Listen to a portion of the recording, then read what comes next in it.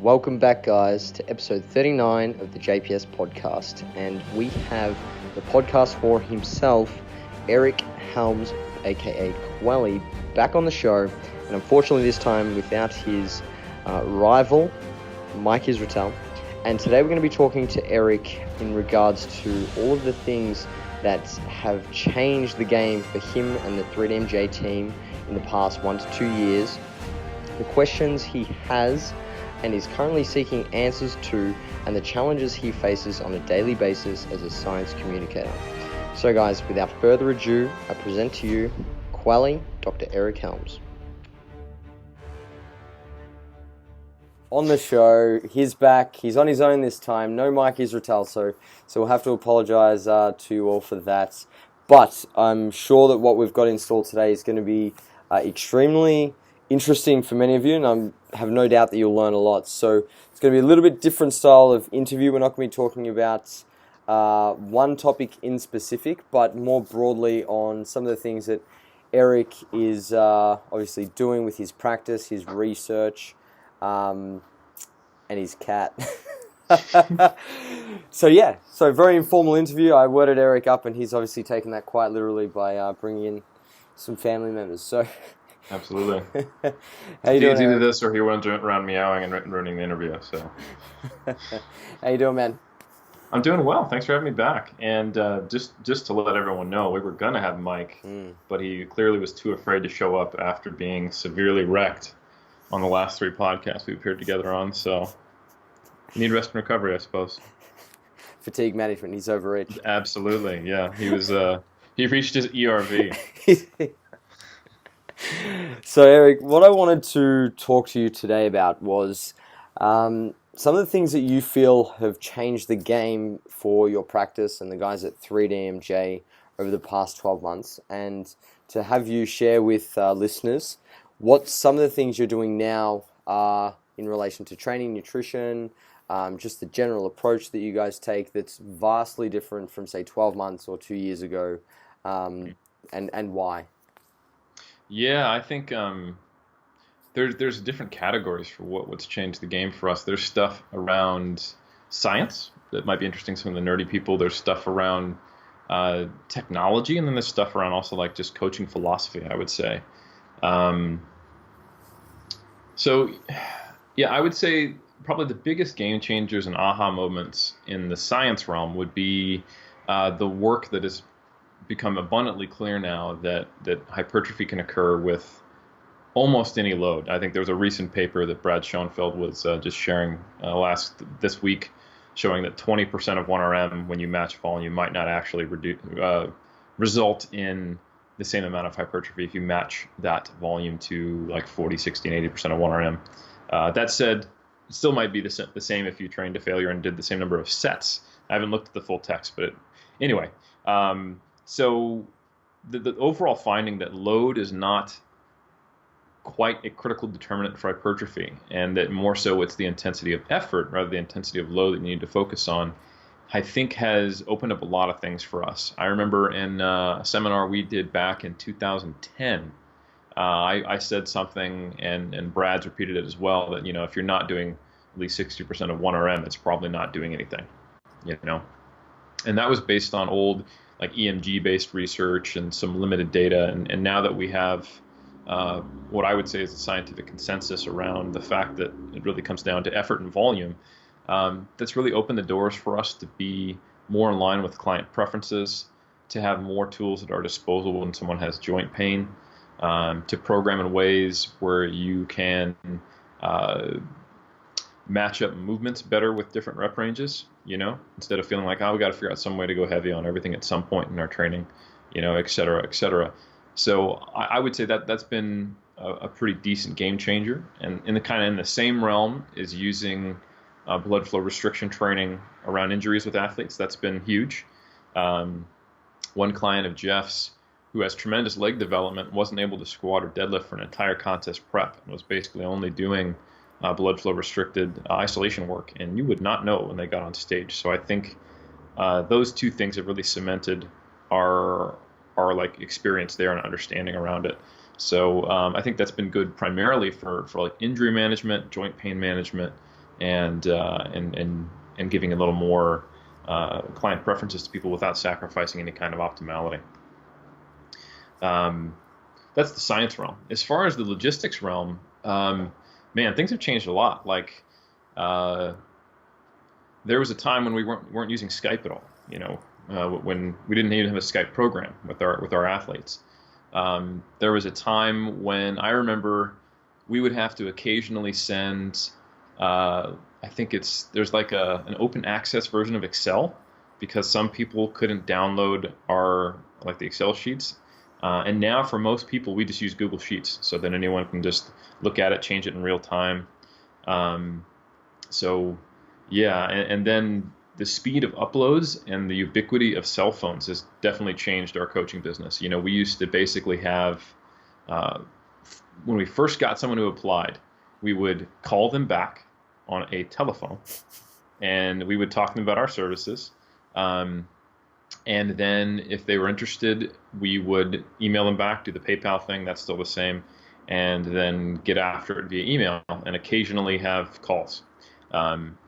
Now, someone applies online and it gets processed through our administrator who has been with us for a long time. She's amazing.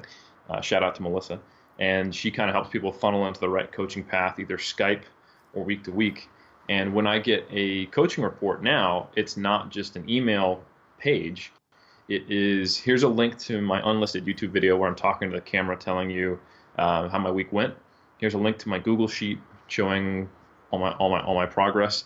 And then here's a link to a folder in a cloud with my pictures, or another YouTube link to me going through the poses, or me performing my heaviest sets if I'm a power lifter. So yeah, just opening an email looks differently. It's basically like 3 links pop up versus 2 pages of an email. And Skype, and man, it's just our meetings are now not us driving across a couple states to all hang out. Well, not a couple states, but Brad would sometimes have to come from Reno, and Berto would drive from the Bay Area, and Jeff would drive from Stockton, and we'd all meet up in my living room back in 2011. Now we have bi-monthly meetings over Skype where all 5 of us are in different physical locations, and it worked really well. So it's just very cool to see that the technology is there to support our business. And then finally, on the coaching psychology of things, and I have to give really big props to Andrea, and I think this shift happened actually in Melbourne when we were out there, when she really dived into how, at the core essence of what is mental health, when you are shifting between the mindset and the physical condition that needed to get on stage as a competitor, and then going back to the off season, especially for an extended period of time, that is basically asking someone to shift between a state of lesser mental health and more mental health. And I think that really shook us up as a team, but I think it was a very good thing, because there was probably a time when I was like, yeah, you want to get into natural bodybuilding, do it, it's amazing. And now I think the disconnect between all the things I was aware of, like, yeah, and you have to develop potentially a not great relationship with food, and we have to work away from that. What you used to think was a healthy body composition, now you're going to see is slightly over fat. You may not be satisfied with what you see. Your tastes are going to change. Your libido is going to drop. Your relationships are going to be affected. You're going to be cranky. You might not sleep well. All of that is like, oh, wow, that comes with it. So I think we need to be very cautious when we message to people on our broad social media channels of, is competitive bodybuilding for you? And I think we've made sure we have a little more balance of a message for anyone who is kind of in the broader physical culture. If you're a lifter, I think we want to give you something when you listen to our podcast, when you read our articles, whether you want to get on the platform or not, whether you want to get on stage or not, or whether serious hardcore lifting is just a part of your life, regardless of competition status. And I think we're also much more likely to tell someone, hey, don't worry about competing this year. The stage won't go away. The sport's not going anywhere. It's not going to be popular, but it's not going anywhere. And I've had clients who, hey, I'm going to have a kid next year. thinking about competing, and my first almost immediate reaction is let's just hold off. Like, let's err on the side of wait till everything lines up perfectly, because there's an emotional cost that comes from competing, even inexperienced competitors. So it's kind of like this awareness that the thing I love is also potentially harmful, which is interesting, and it needs to be done right. And it kind of brings us, I think, more in tune with our actual mission statement of being more holistic. So I would say those are the three big things that stand out in my mind of how 3DMJ has changed since we started in late 2009. Yeah, awesome. And on the, I guess, the mental health side of things in relation to bodybuilding, I think this extends far beyond competitive bodybuilding. I think it's just exacerbated when you obviously, try to get as, lean as what people have to be competitive these days. But I think it filters down through pretty much anyone who's interested in body composition, and it's very important. But I guess what I wanted to ask you was, with the rise in, I guess, awareness of mental health, how do you as practitioners, not being, qualified or experienced in, treating or helping people deal with a lot of the, issues that they face, such as depression, anxiety, stress, all those kind of things, how do you approach that at 3DMJ, in terms of screening it before telling someone, hey, let's not compete? Or when they do have those issues arise, obviously you can refer them out, but that in itself, for many people, isn't an option, and they're just going to continue doing what they're doing. What do you do in those circumstances? Yeah, that's a sticky area, and that's actually another big change that's happened in 3DMJ. It wasn't too long ago that we picked up Steve Taylor, who's now our team RD.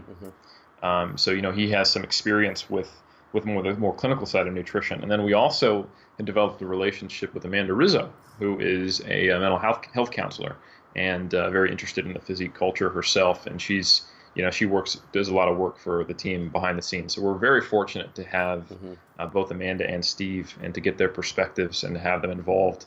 And we hope to have them even more involved as time goes on. But we very much try to operate from our scope of practice and from our experience. We don't diagnose, we don't treat, we don't tell people they have X eating disorder. We're aware of the diagnostic criteria. We consult each other as a team. And, we do act as coaches to our athletes, which is very much, kind of a mentorship /friend/peer role. And I think there's value in all of that. Many times people really just need someone who can understand them and provide support, and then kind of help them, just give their unbiased opinion from a place of compassion to help someone make the right decisions for themselves. So we're not very pushy, but we also set boundaries. Like if we're personally concerned as coaches about the health of someone, we will speak up, and we try to do that from a place of care and compassion and also confidentiality, because it's tough stuff to deal with.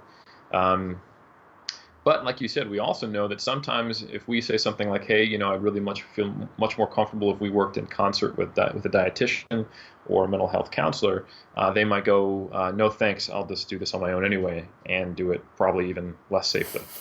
So it's a balancing act. And I think it really comes down to developing a good relationship with your athlete before you go down that path. And a big part of that, like you said, is screening. And it's not that we don't want to work with people who are really in the midst of these struggles. Hell, if we could help them, we would, but we're just not the best suited to. And we're definitely not the best suited to when they're coming to us in the midst of something like that and we haven't established trust yet. So given we aren't qualified, and it would be legally dangerous for us, we do have questions in our applications that relate to health status, and we will follow up. And it's has caused awkward conversations with someone who doesn't know us very well except for our podcast, and they state their medical health history, and we come back and we go, hey, we'd like to know a little bit more about that. We're a little concerned, and people have felt singled out or judged, and that's certainly not our intention. But it truly does come from a place of wanting that person to have the best, most appropriate care, and also to protect ourselves as a business, because we don't want to get in a situation where we try to help someone who are not qualified to help, make it worse, and that would be on us, So, yeah, I think that's something you have to put a lot of time and thought into, and that is something that we do. So, so that we can do the best by our clients. Yeah, no, I totally agree with all of that. And I guess to move forward, what questions do you currently have unanswered that you're looking into in 2018? Yeah, so we've proposed the recovery diet as a better way to transition from in-season to off-season. And anecdotally and mechanistically, it definitely makes sense. But what I would really love to see done would be a comparison between the different approaches that people would take. In an ideal world, we would have a control group that just does whatever they want. And then we would have a group that is following a more traditional reverse diet. So maybe something like a 10% increase in calories, cut their cardio in half, and then do those small 5% jumps after that week to week, versus someone following a recovery diet where we estimate their maintenance, put them in a 10% surplus, and cut their cardio in half right out of the gates. There does seem to be a fine balance of what's too much and what's not enough. There was some work that came out of North Carolina. I think Trexler was the lead author, or at least an author on it. My apologies if I get that wrong for anyone in Abby's lab listening.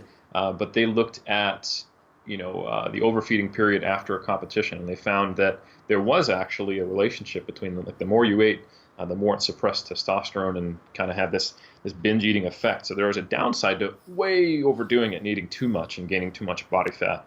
But at the same time, if you look at other research, someone who's too conservative might have like a year of not having a menstrual cycle, and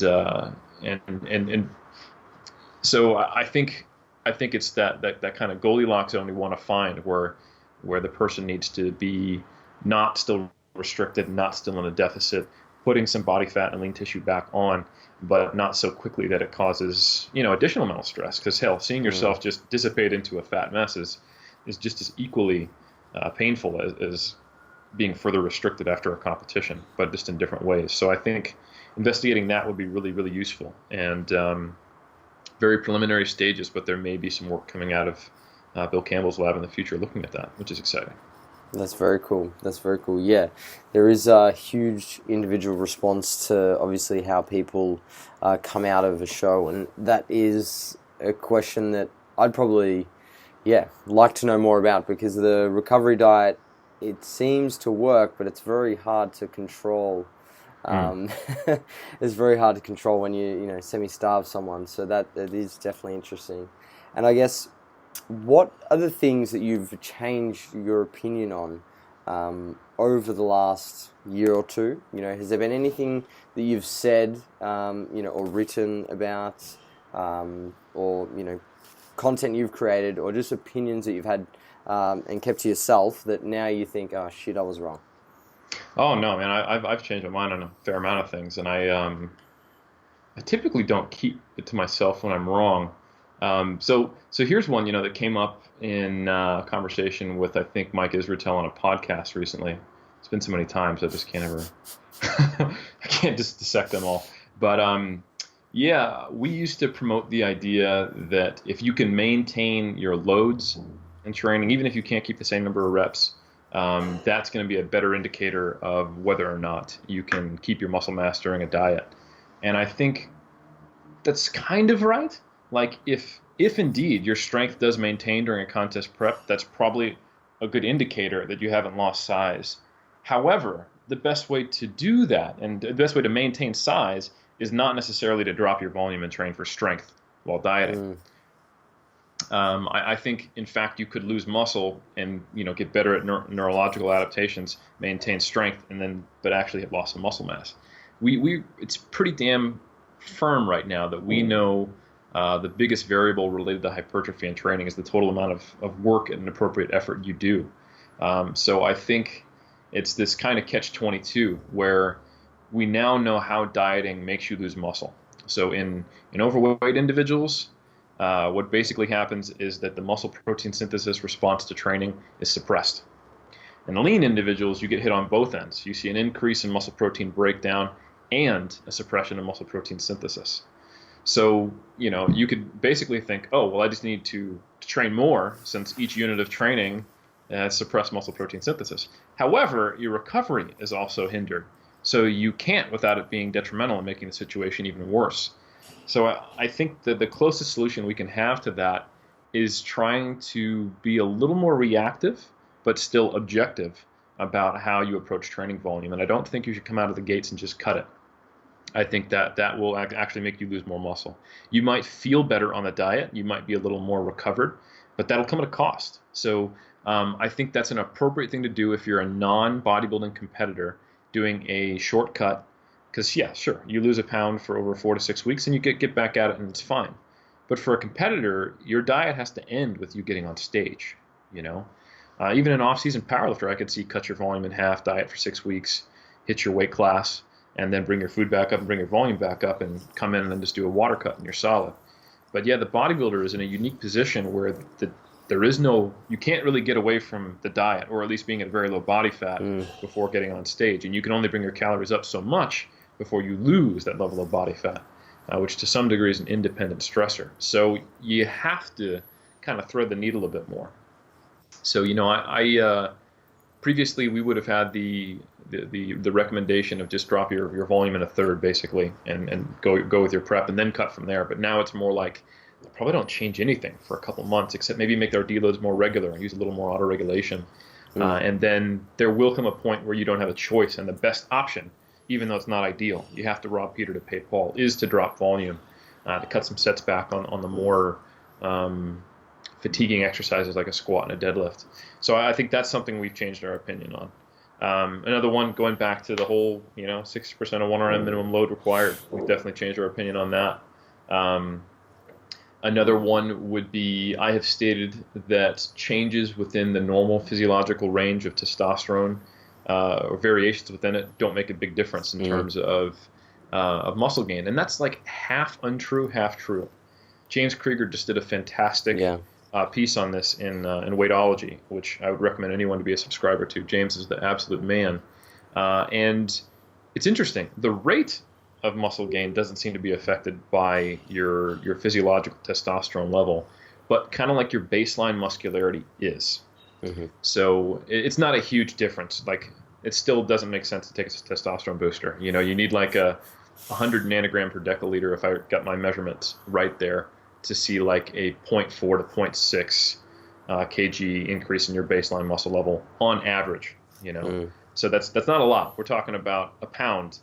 If it goes up by, like in most people, like average is 400. So like a 30% increase to get a 1 pound baseline level of more muscle mass. And there's no testosterone boosters that aren't actually a version of testosterone or a pharmacological drug that suppresses estrogen that are going to raise your testosterone that much. So yeah, it's kind of one of those things where it is indeed true that if you are someone walking around with a 4-digit testosterone level and you're at the very top end of high normal, before you even start lifting weights, you're going to be more muscular than someone who is at the bottom level. But it's not necessarily predictive of whether you're going to be able to gain any faster than the guy with, a 300 testosterone. So yeah, I would say I was like half wrong on that. So yeah, that's interesting. And also more importantly is I don't think it's actually changes in testosterone through your lifespan after you've started weightlifting don't seem to be the largest factor that are going to predict whether or not you're successful. Like, there was a pretty broad survey of powerlifters and who, based on their blood work, most likely drug-free, and they in fact had lower than normal testosterone levels, yet they were champion level powerlifters. And then we also have just the anecdotal observations that at the elite level in natural bodybuilding, people are hitting their stride in their 30s and 40s, where we know there's been not a large decline, but some decline in their testosterone levels compared to when they were 18, 19, 20. So yeah, it might be a factor, but it's not the factor. It doesn't override the fact that you spent 20 years in the gym. Not even close.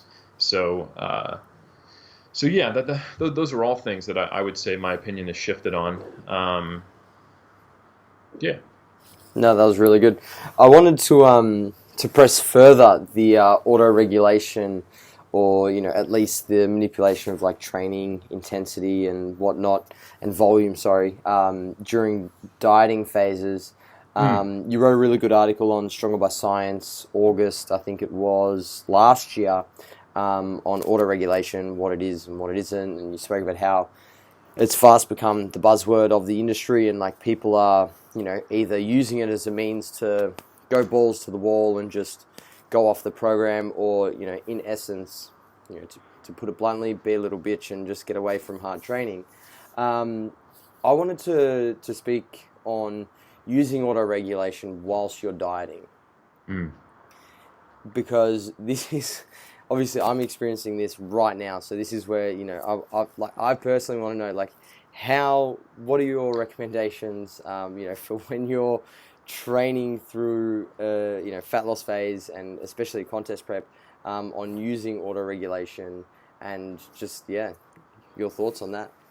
Yeah, I think that there's some useful things you can do that I like. I'll start with the one cool trick kind of approach to it, and then we can get more philosophical after that. One weird trick that'll turn you into this guy.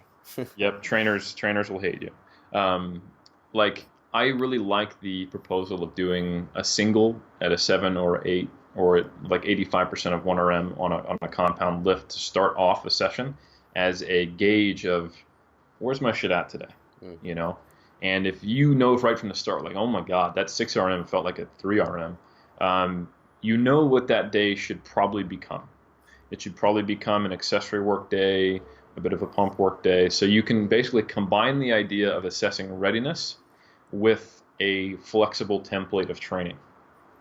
Let's say you have, for a bodybuilder in prep, you might have your heavier days and your lighter days, and you might have a variable amount of accessory work that you do on each day. So let's say your compound lifts, you've got stuff in the 12 to 15 range, and you've got stuff in the 6 to 8 rep range in this given mesocycle, this made-up mesocycle I'm talking about.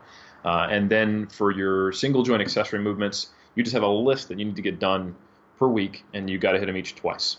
Right? Let's say that in and of itself is auto-regulated, right? So you can pick your accessory movements when you're ready. You can go heavy when you're ready. You can go light when you're ready. But the way you can differentiate between when it might be best to do each day could be that single performance. So if you want to use an RPE basis, that could be, I'm going to come in and do a single at a 7, which would roughly be like your 4 rep max. Or if you're using percentages, you could do like a single at 85 to 90% of 1RM. And then I would probably record it. You could use velocity if you have access to this. You can compare it to what your normative velocity is at that level. But if you don't, you can just gauge the RPE. And if you know how many reps you normally can do at that percentage, you can compare the RPE to what you normally do and look at the discrepancy. And if you're like within 1 rep, okay, we can probably go forward with the plan. But man, if I am super strong or super weak, then I can choose whether or not I want to do, okay, today's going to be just mostly accessories. And or maybe I'll just do arms and calves today and come back tomorrow, depending on what the schedule looks like. Or I could go, right, I'm not strong today. Let's see how the volume session goes. And then I'm feeling pretty good. You can do that strength session. I think that's very useful. Other things that are interesting that I would change during contest prep is I'm much more comfortable with the idea of an auto-regulated deload in the off-season. So, for example, a progression model I'll often use is a linear approach within the mesocycle. So let's say you're training in the 8 to 12 rep range, you might go 12, 10, 8 with the load going up each week. And then 4th week could be a deload where you do 1 less set and you use the load that you used from a 12 rep day, but the reps are only 8. So it's basically the smallest combination of load and reps and drop a set off. It's a light week. But if you're feeling awesome after those 3 weeks, you can just repeat it again with slightly heavier loads. So kind of starting the mesocycle over with 1 tick up in load. And then you could assess again at week 7. So I would normally recommend not going any more than 3 mesocycles before you take a deload no matter what.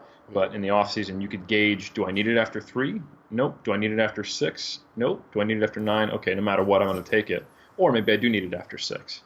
I think you do need some kind of objective criteria or some kind of coach helping you if you're an intermediate or lower, or that will just result in I never take a deload or I always take it after 3 mesocycles.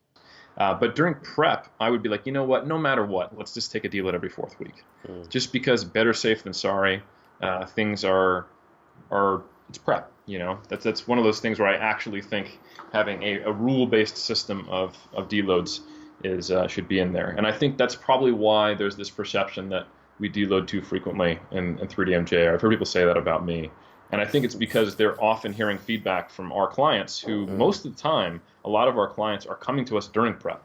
And in the off season, they're given more loosely structured stuff. But, a large amount of the programming we do and the bias we bring to conversations comes from working with athletes while they're dieting. So that may be why we appear a little more conservative with that approach. That's some basic stuff. But yeah, I think auto-regulation in general can be very useful. I do like going in with a set load in mind instead of just going pure RPE, because sometimes you can let the loads will just be too variable during prep. But then you can go in with that set load in mind, and if the RPE is way off, then you can adjust. Because I think if you go in purely with RPE, especially if it's like, sorry about that, your first or second prep, you can let your more global subjective feelings get in the way of your ability to gauge RIR. Like there are times, I remember in 2007, that my first prep, I was definitely letting myself be weaker than I actually was. I would stumble over to the dumbbell rack, grab the 60s for would be like my last warm up on dumbbell shoulder press, and I'd bringing them back to the place to do my dumbbell press. I'm like, oh my god, these are so heavy, and I'd be like, you know what, this is just gonna be my working set.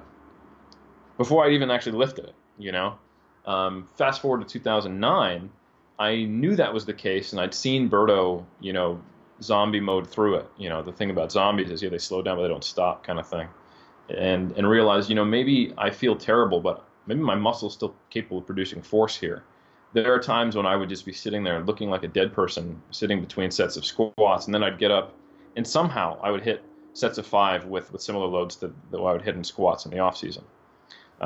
So I think that was a difference in mentality, and just kind of ignoring the fact that I felt terrible, and then focusing a little more on the more objective RIR rating that is, still subjective in nature. But so I think how you apply RPE during prep versus the off season might change a little bit. I'm much more comfortable with someone just going in and going, yeah, I got 3x10, and they should be between a 6 to 8 RPE in the off season. But if you do that during prep with someone, especially if they're not experienced, that might result in loads doing this. So I'd rather go in there with a percentage and then adjust after that. So I think that's a really good way to do it during prep, is you go, I've got 3x8 at 70%, and by the way, the RPE should be between 7 to 9. That way, at least they'll get that first set of 8 in at 70%, and they can actually see how they performed.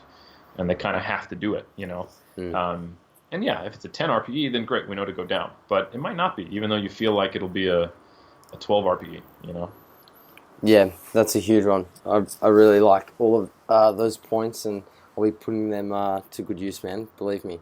I wanted to address something that you mentioned then, and it was funny. I actually thought to ask you this before you even voiced it, and that was the criticisms of you, and I guess that filtering down into 3DMJ as being overly conservative, to use your good friend Mike Israetel as the complete contrast, or someone who is viewed by many people as being on the opposite end of the spectrum to you.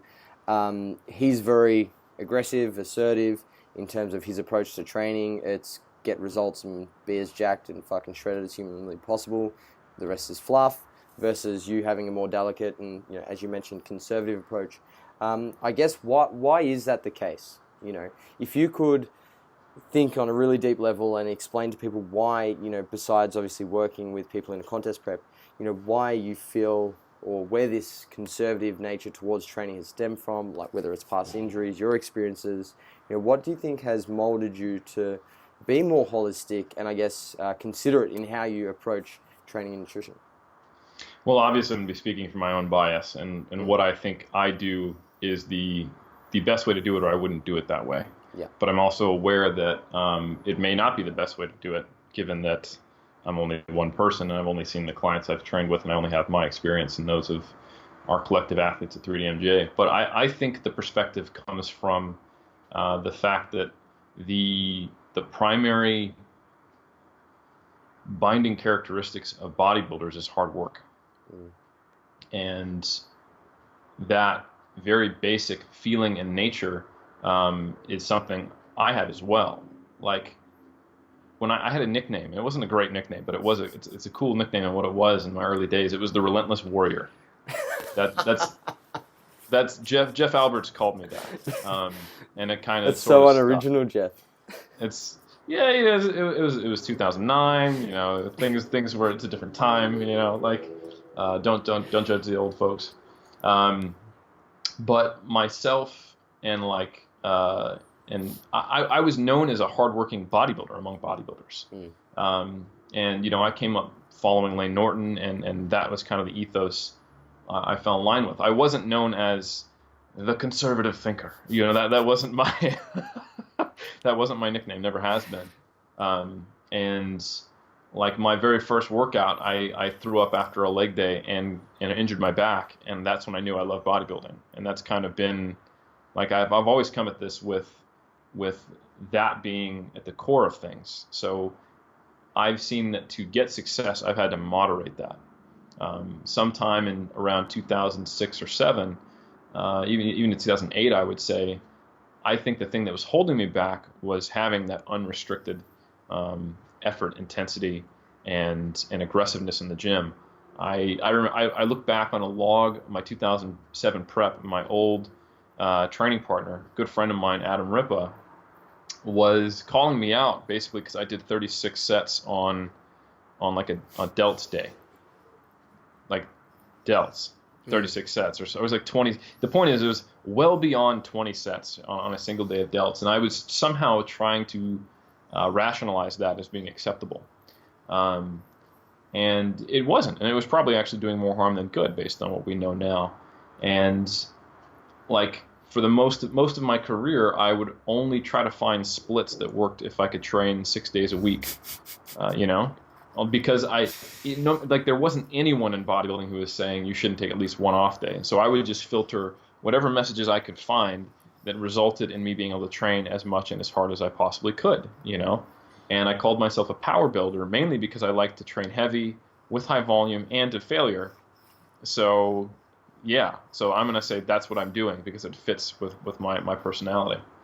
So I think as soon as you decide to point that out in a culture and you say, look, sure, in Gen Pop, the issue is almost always you're not working hard enough. But among competitive bodybuilders, that's rarely the issue. And perhaps we need to think about being more measured and planned, not crash dieting, not training to failure all the time, actually taking deloads like every single other athletic endeavor that has ever existed, and every coach and athlete will recommend, and that no, bodybuilding isn't different. You're going to get some labels of, oh yeah, whatever, bro, and just thinking you're being too conservative. But I think it also comes from the fact that what might be appropriate for a given individual and what might be an appropriate thing to say when you're speaking to everyone interested in bodybuilding should be different. Like the volumes I've had some of my athletes do who are competing at the WMBF world level or who are trying to make it to, like, I'm thinking of someone specific, like Canadian nationals, and what they've had to overcome and push through, would crush 99% of people. And they'd be like, oh my God, Eric's trying to murder this person. And that contrasts starkly with what I will say in my Muscle and Strength Pyramids books, because I'm going to have people who are reading it who are 18 and started lifting weights 8 months ago, you know, and maybe have shit genetics and don't sleep well, you know. And so you have to be able to provide, like, first is do no harm, in my opinion. You know, not that I'm a medical doctor, but I want to give the recommendations that are the least likely to injure everyone and get the closest to optimal I can, while still being able to be applied and understood by everyone. And that is a tall order. So I think it makes a lot more sense to err on the side of being a touch more conservative than a touch more aggressive when you're talking to everyone. But then again, that's why I always try to speak in ranges and caveats, but not everyone hears that. So that's not sexy. No. No. It's just right. You heard it first, guys. Eric Helms is right. That's it. Period. Yeah. Period. Yeah, and I completely agree. I actually remember seeing like some of your training footage from back then, and like listening to your. I think you weren't doing a video log, but I remember there was training footage like floating about somewhere on YouTube, maybe. I don't know. Anyway, I remember, and yeah, I know that your conservative nature isn't, a function of your athletic endeavors, more so what you're doing as a science communicator. I see that, and I think a lot of people don't see that, which is what brings me to my next question, which is the struggles that you obviously face as somebody trying to communicate science and teach on such a large scale. What are you dealing with at present, and what are some things you hope to overcome? That's a great question. Yeah, and that is one that has so many interacting factors. So the way we communicate science always has to be over a medium, right? So in fitness, which is a experiential and visual, especially bodybuilding being visual endeavor, Instagram, YouTube, and to some degree blogs and podcasts, but with a very different audience, are the ways that we do that, right? I feel most at home on podcasts and writing blogs because I can take the time to express myself and put the caveats in, and express the level of doubt I have, or the level of certainty I have, or the situations in when something might not be appropriate in the context with whatever claim I am making or whatever topic I'm addressing. But that's much more difficult. Like, you can do it on YouTube if you want to make a 20-minute video, and I'm probably most well known for 20-minute videos. But just to give you kind of a contrast as to know who is on the YouTube demographic versus the podcast demographic, we in a good month, we might get like 100 to 200,000 downloads on our podcast. That's fantastic. We're so happy. Got a siren going by. All right. On the other hand, the same podcast episode will come out on YouTube, and we'll be lucky if we hit 2,000 views all time. Like if you look back on a year ago's podcast. I've noticed that there's been a pretty big decline. Absolutely. So you can put long form content on YouTube, but that's not the audience on YouTube is late teens, early 20s, and they typically want videos that are 10 minutes or less, and 10 minutes is getting a little sketchy there, bro. You better like scream or something like PewDiePie in the middle of it. So you have to speak to your audience, and then you're limited by the medium. So once you realize, okay, on Instagram I've got 60 seconds, or I've got a picture, and then I've got about 400 words of text if I had to guess. I can't remember what it is on Instagram. Not a lot. Yeah. Or I've got about 10 minutes to get my thing done, and I can edit it down. Then you have a decision to make between basically two types of posts. You can make a post that is general, like a general philosophical post. It can be short. Like I can say something like, every unit of volume is a unit of risk. That was one of my little quotes that went viral, right? And that might be a profound moment for someone, and hopefully it is, and they realize something. They go, volume, it doesn't just stimulate hypertrophy or strength. Every time I step in the gym, I can get hurt, but I don't have the time to express, what I mean by that is not do less volume. I'm just saying that when we do studies on bodybuilding and powerlifting and injury risk, it's tracked in injuries per unit of training time, right? So the more time you spend training, how many injuries do you get? So therefore, by definition, the more you train, the more likely you are to get hurt. So I can't say all that.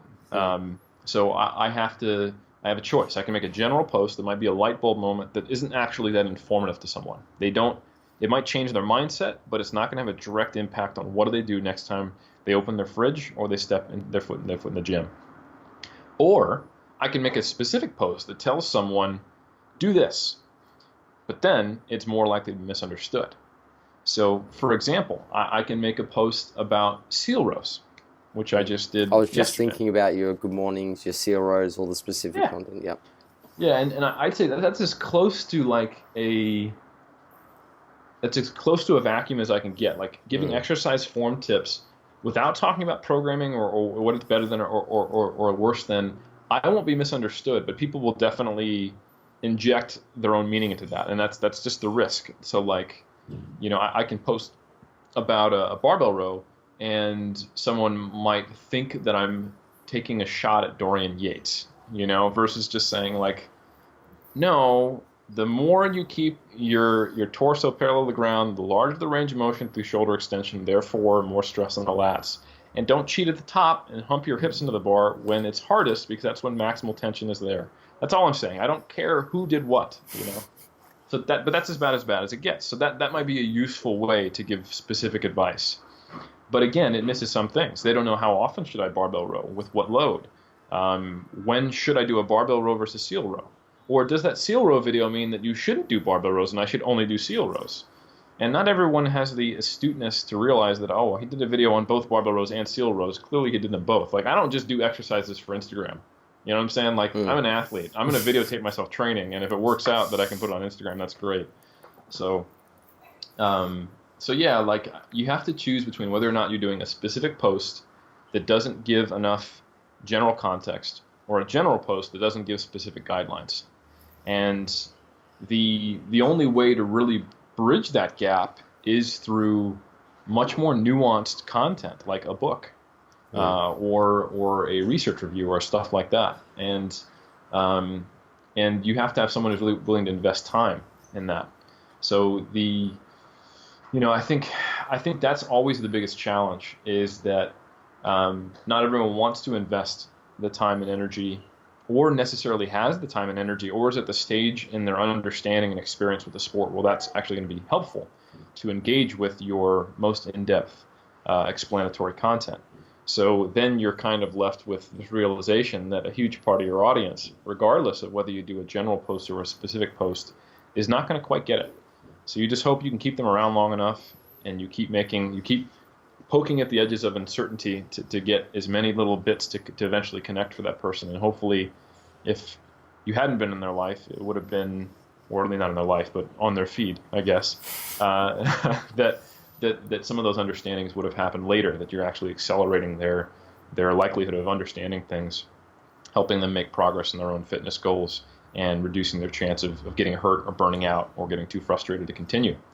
So I think that is typically where my head's at, is I look at each one of those types of posts and I think about what can I do and what are the risks. And one of the motivating factors for me is that I think a lot of people don't do that. They will make a general post or a specific post without understanding the inherent downsides of both, and they will make a cardinal error in which it will most likely be misinterpreted, or it greatly increases the number or the likelihood of people who will be getting it wrong, who won't get it, and that information will be either not useful or potentially harmful because you tried to give specific information on too general of an idea, or vice versa. So I think you have to know the limitations of your platform, and then your options, and then what things are appropriate for each. And I always think about that a lot, and there's cool things you can do these days, like infographics. Just talking to the camera sometimes can be useful. You can say a lot in a minute. At least I can. I can say a lot, period. So I don't know. So yeah. Yeah, that's so interesting to hear, and I guess you're doing a good job, number one. But number two, it's a deep rabbit hole.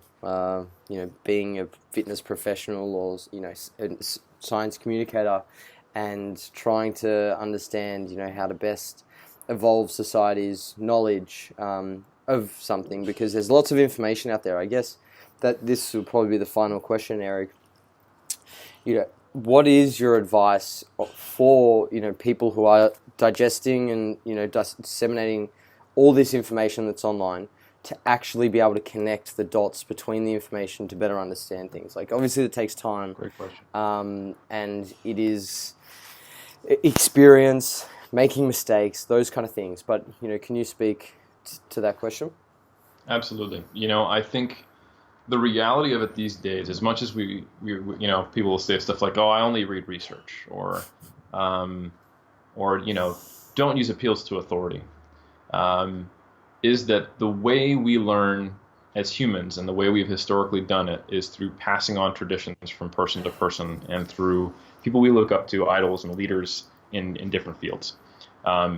Even if you eventually get to the point where you're engaging more directly with the evidence, kind of going back to that, what is evidence-based debate that we've had a few times and we've talked about, I still don't think it makes the most sense for someone just starting out to try to go read full-text journal article, even from something like JSCR or SCJ. And what's more likely to happen is that you're going to follow someone who seems to have some level of measure of success, seems to get you, who you connect with, and then you're going to learn from them. You're going to have a mentor through social media or blogs or something like that. So if we know that's probably the case, then it becomes absolutely critical to learn how to choose an appropriate mentor.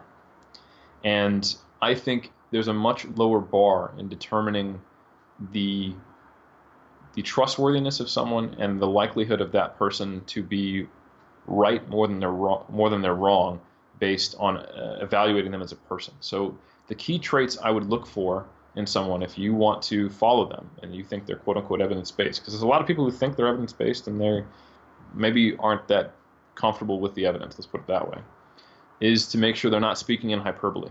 So they're not using nevers and always. They're not exaggerating results. They don't state things in absolutes. I think that's probably the biggest one you should pay attention to, is something is stated as an absolute, like this is just the way it is. That should really make you question, because there's so much context and so many shades of gray in everything in life, but also in bodybuilding and in science and all that stuff.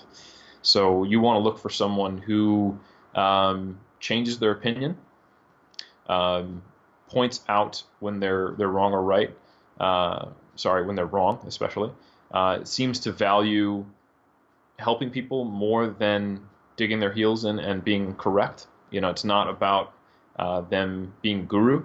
They're not trying to make themselves up on a pedestal. Rather, they're actually trying to genuinely help and share information. So you're looking for a lack of speaking in absolutes, not exaggeration. Also, like specific numbers is always like a weird one. Like, that typically comes from like supplement companies. Like, this will increase your bench press by 10%.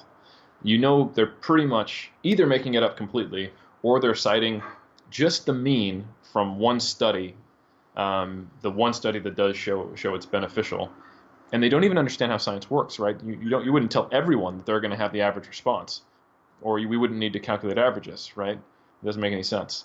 So I think being aware of those things, when someone speaks about individual differences, they speak about context, they make disclaimers, they give you statements of probability, and they don't speak in hyperbole or absolutes. That's someone who you should follow.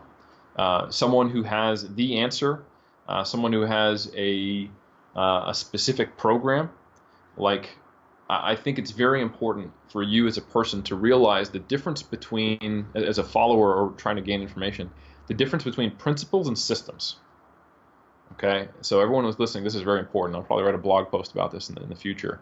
Sometimes people will ask me, hey, should I follow 5-3-1 or the training programs in the pyramids? And they're not the same. 5-3-1 is a system. It's a specific program. It's a systematic approach to try to achieve progressive overload based on the same principles that I based the programs in the muscle and strength pyramid on. And those are just examples. So if you are not at the point where you can understand the difference between a system and a program, a system versus principles, you need to be. Like the principle of progressive overload, the principle of specificity. These are things that aren't going to change, and they need to be understood, and they need to be differentiated from a specific program that Insta-famous person wrote, or nutritional approach, or whatever. And I think a large issue with people out there is they don't get that distinction. So I think focusing on principles and following trustworthy people will save people a lot of headache, and that's the biggest advice I can give those who are looking to learn coming up in the game. Man, that was awesome. That was really, really cool. Thanks, man. Yeah, so I guess we can leave it there. Guys, Eric Helms, make sure you follow him, subscribe to the 3DMJ YouTube channel, subscribe to Mass. I'll leave links for both of those in the description box below. Eric, thanks again, and we'll speak to you next time, man. Thanks, brother. Thank you.